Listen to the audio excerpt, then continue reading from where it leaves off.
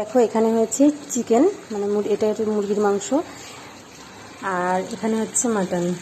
এখন এটা কষাচ্ছি। চিকেনটা হয়ে গেছে, মুরগির মাংসটা হয়ে গেছে, এখন খাসির মাংসটা এই যে কষানো হচ্ছে। আজকে কুকারে করব না, আজকে এই কড়াইতেই করব।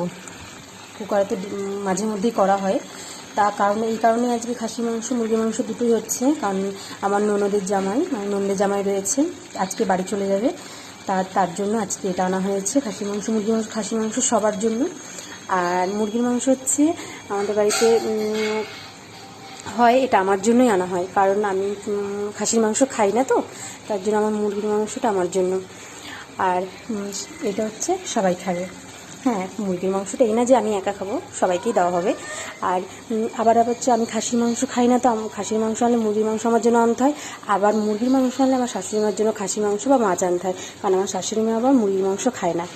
মানে আমাদের বাড়িতে এই একটা প্রচণ্ড একটা খারাপ বিষয়, মানে কেউ এটা খায় তো কেউ ওটা খায় না, কেউ ওটা খায় তো কেউ এটা খায় না। কারণ এবার শাশুড়ি মা যদি মুরগি খায় না, তার জন্য শাশুড়ি মার জন্য হয় মাছ নাহলে খাসির মাংস আনতে হবে। আর আমি যেহেতু খাই না খাসির মাংস, তার জন্য আমার জন্য এই মুরগির মাংসটা নিয়ে আসে।